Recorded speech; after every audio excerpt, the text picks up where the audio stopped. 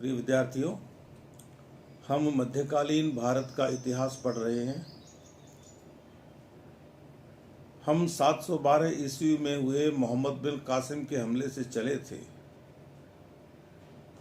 और कुतुबुद्दीन ऐबक तक आ गए थे। हमने ये देखा कि कुतुबुद्दीन ऐबक ने 1206 ईस्वी में स्वयं को भारत का सुल्तान घोषित कर दिया था। यद्यपि उसके सामने बड़ी बड़ी चुनौतियां थीं। उसने मोहम्मद गोरी के उत्तराधिकारी गयासुद्दीन महमूद से सुल्तान के पद की मान्यता भी प्राप्त कर ली थी। उसने अपने आप को गुलामी से मुक्त भी करवा लिया था।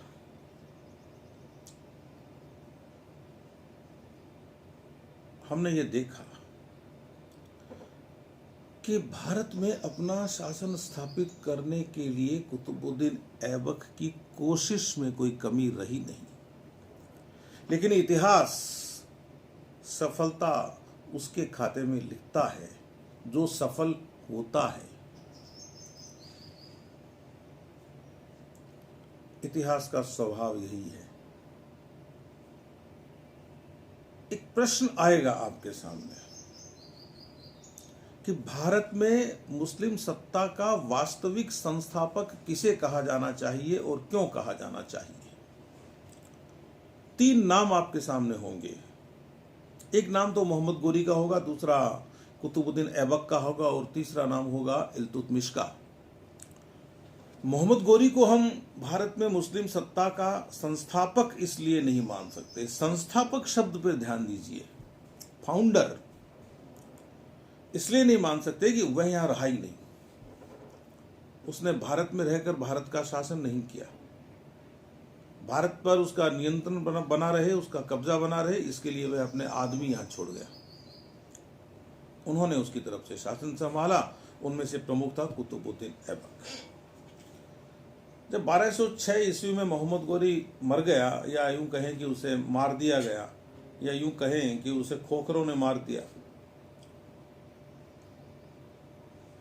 उसके बाद में कुतुबुद्दीन शासक बना, लेकिन वह 1210 में तो मर ही गया। तो उसे इतना समय भी नहीं मिला कि वह यहां एक ऐसा शासन स्थापित करता जिसकी कोई निरंतरता बनती, जिसकी कोई स्थिरता बनती। नहीं कर पाया। अनेक चुनौतियां उसके सामने थी जिनका जिक्र मैं कर चुका हूं, और उन चुनौतियों से उसने मुकाबला कैसे किया यह भी मैं बता चुका हूं। लेकिन उसके मरने के बाद में वे चुनौतियां उसी तरह से उपस्थित थी जिस तरह से उसके मरने के पहले थी। अपने शासन का उसने कोई प्रबंधन नहीं किया। वैसे विचार किया जाए तो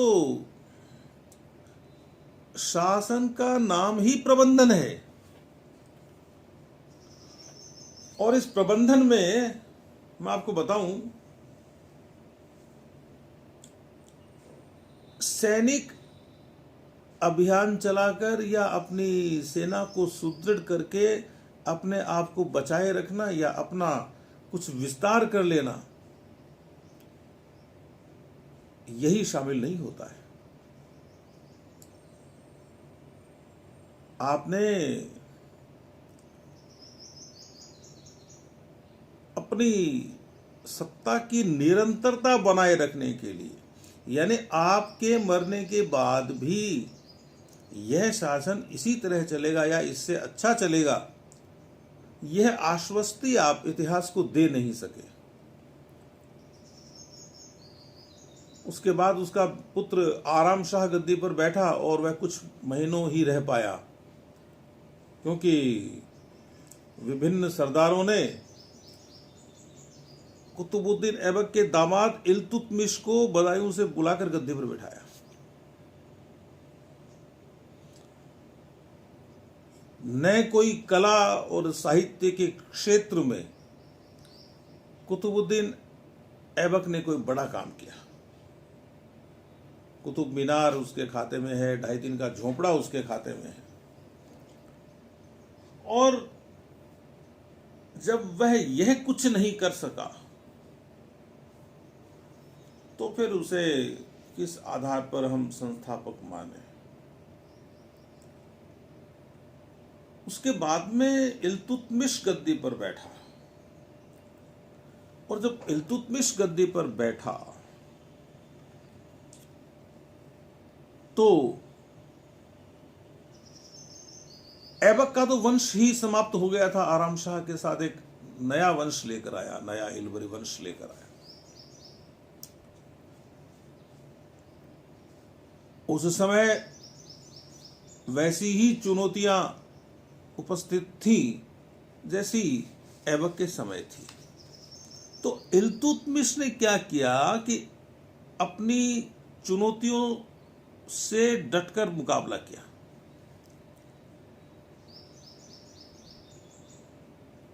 सफलता प्राप्त की,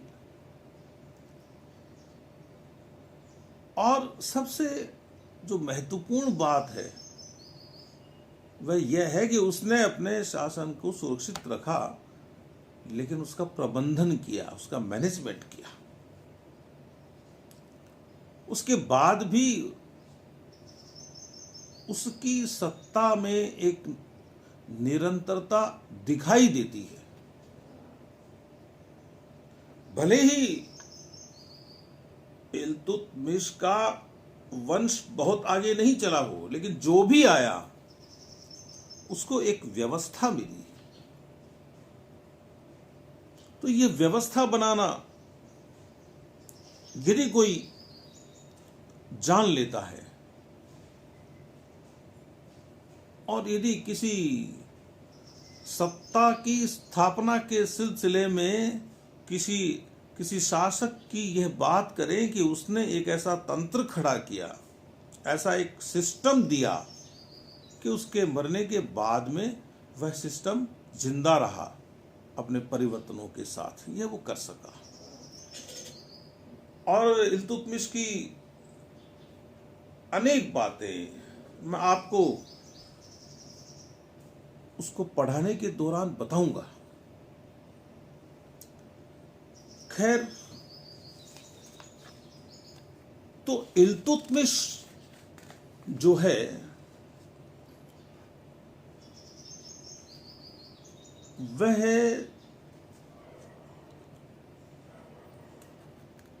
भारत का पहला सुल्तान जिसने अपनी सल्तनत की मान्यता गौर के सुल्तान से नहीं ली, उसने अपने सुल्तान होने की स्वीकृति खलीफा से ली, जो उस जमाने में इस्लाम का सबसे बड़ा, मैं यदि एक सरल शब्द काम में लूं तो धर्माधिकारी होता था।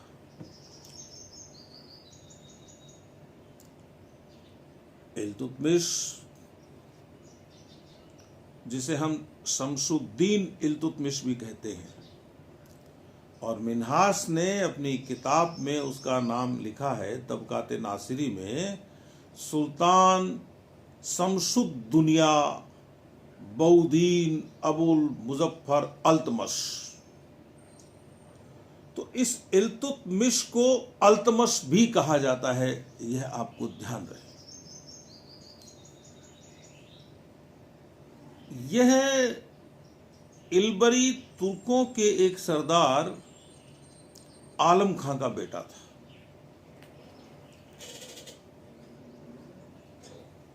और अपने बचपन से ही अपने पिता का प्रिय पात्र हो गया, क्योंकि किसी भी काम को वह बहुत जल्दी सीख लेता था। उसमें एक उत्साह था अपने और भाइयों की तुलना में ज्यादा, और खूबसूरत भी था, हैंडसम था, आकर्षक व्यक्तित्व का धनी था। तो उसके इस बढ़े हुए महत्व को देखकर उसके भाइयों ने, भले ही वे उसके सगे भाई हों या चचेरे भाई हों या दोनों मिले हुए हों, उसको मौका देखकर और घोड़ों के एक व्यापारी को बेच दिया।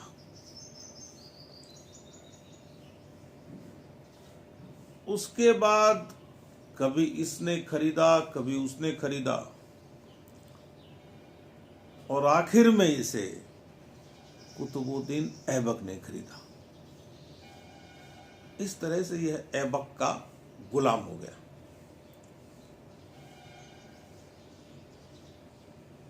वह जल्दी ही सर्जनदार बन गया,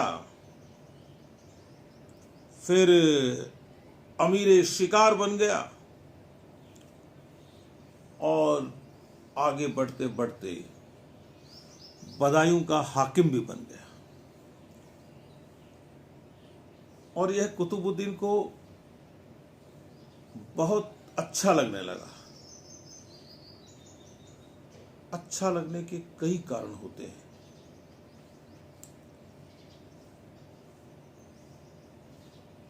तो जो कुतुबुद्दीन के सरदार थे,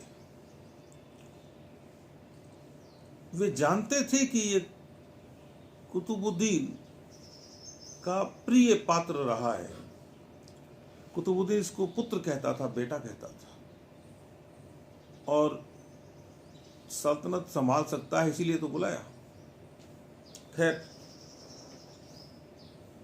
उसने गहड़वालों के खिलाफ लड़ाई लड़ी, सफल रहा, और फिर खोखरों ने परेशान किया। जब कुतुबुद्दीन ऐबक को, तो उधर से मोहम्मद गोरी भी आया खोखरों से मुकाबला करने के लिए। कुतुबुद्दीन के साथ इस लड़ाई में यह इल्तुतमिश भी गया था। अब देखिए, जो इतिहास है ना, इसको समझने के लिए एक बात का ध्यान आपको रखना चाहिए। बातें तो बहुत सारी ध्यान रखनी चाहिए। जब एमए की कक्षा में इतिहास दर्शन पढ़ाते हैं, तब इन बातों का विस्तार से जिक्र करते हैं। लेकिन अभी आप इतना ही समझ लीजिए कि इतिहास में घटनाएं कैसे घटती हैं पता ही नहीं चलता। कई बार युद्ध हो रहा है तो युद्ध दोनों तरफ से ही हो रहा होता है। जब युद्ध हो रहा होता है तो वह दोनों तरफ से ही हो रहा होता है। दोनों को पता होता है कि अब युद्ध होगा। हार जीत बात की बात है। तो यह कोई संयोग नहीं है, कोई दुर्योग नहीं है। लेकिन कुछ घटनाएं इतिहास में साफ तौर पर संयोग और दुर्योग दिखाती हैं। इल्तुतमिश के जीवन में खोखरों से हुई यह लड़ाई बहुत बड़ा परिवर्तन लाने वाली थी।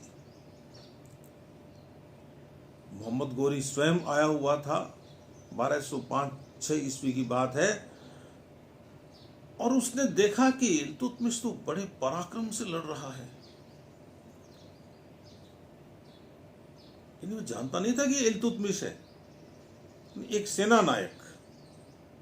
मैं बता रहा हूं यह बात तो, कि उसने देखा कि यह व्यक्ति योग्यता प्रदर्शित कर रहा है। तो उसने कुतुबुद्दीन ऐबक से पूछा कि ये व्यक्ति कौन है। उसने कहा साहब हमारा गुलाम है। तो बोला कि यार ये आदमी इस धरती पर बड़े काम करने के लिए आया है, बड़ी सफलताएं अर्जित करने के लिए आया है, तो मैं इसे दासत्व से मुक्त करता हूं। एक बहुत कठिन काम था। गोरी के पास यह अधिकार था कि वह कुतुबुद्दीन के गुलाम को मुक्त कर दे, क्योंकि कुतुबुद्दीन उसका गुलाम था। तो इस तरह से मुक्ति का एक फरमान लिखा गया और इल्तुतमिश मात्र एक सेना नायक होते हुए दासत्व से मुक्त हो गया।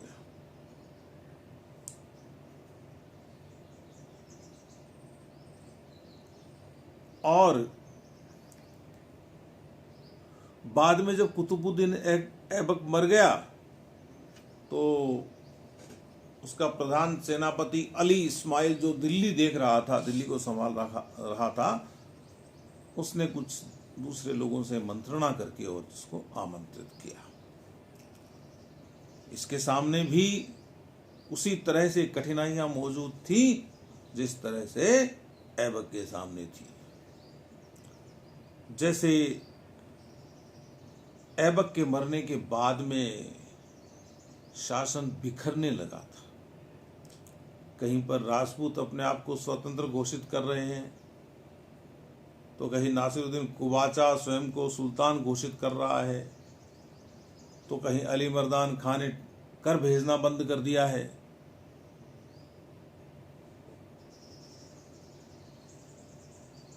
इन चुनौतियों का उसको मुकाबला करना था। इसके अलावा ताजुद्दीन याल्दोज, जिसका जिक्र मैं पिछले अंक में कर चुका हूं, उसने गजनी पे अधिकार कर लिया था। हिंदू और उनमें भी प्रमुखतः राजपूत सरदार अपने आप को स्वतंत्र घोषित किए जा रहे थे। जालौर, रणथंभौर और ग्वालियर, यहाँ के राजपूत उसके लिए कभी भी चुनौती बन सकते थे। भारत की उत्तर पश्चिमी सीमा सुरक्षित नहीं थी, मंगोलों से खतरा था। एक बार तो मंगोल आक्रमणकारियों से पराजित होकर और ख्वारिज्म का शाह, ख्वारिज्म का अंतिम शाह समझ लीजिए आप, शासक जलालुद्दीन मांगबरनी भारत की सीमा तक आ गया था। यद्यपि उसको तरीके से बाद में रवाना कर दिया गया वापस, क्योंकि वह कहता था कि